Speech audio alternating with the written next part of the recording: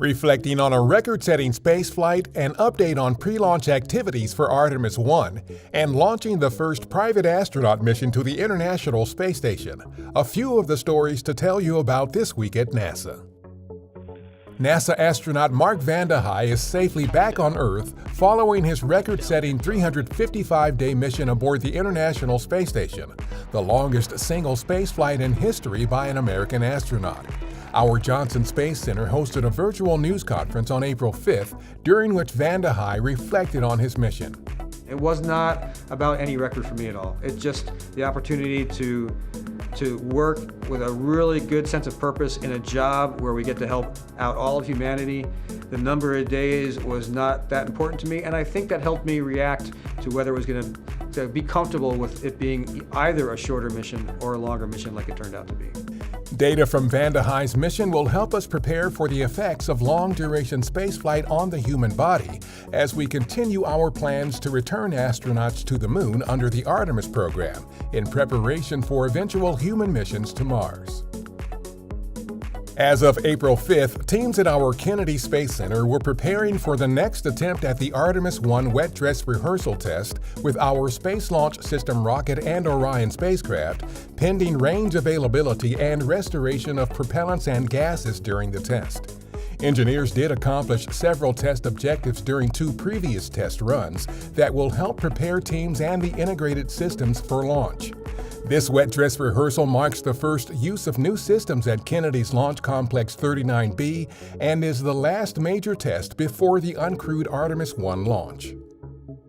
On April 8th, the crew of Axiom Mission 1, or AX-1, the first private astronaut mission to the International Space Station, lifted off aboard a SpaceX Dragon spacecraft from our Kennedy Space Center. During the 10-day mission, the AX-1 crew will spend 8 days on the space station conducting scientific research, outreach, and commercial activities. The mission represents both a culmination of NASA's efforts to foster a commercial market in low Earth orbit and a beginning of a new era of space exploration that enables more people to fly on more kinds of missions.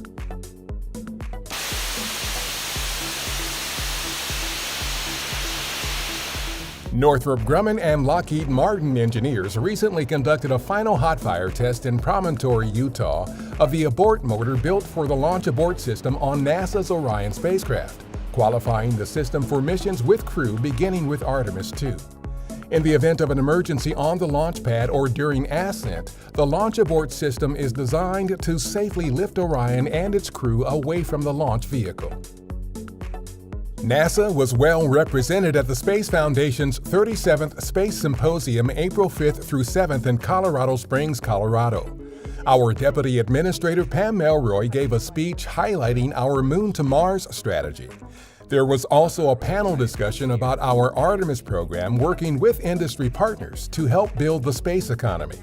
Meanwhile, the team for our OSIRIS-REx asteroid sample return mission received the 2022 John L. Jack Swigert Jr. Award for Space Exploration in recognition of the mission's extraordinary accomplishments in space exploration and discoveries made at asteroid Bennu.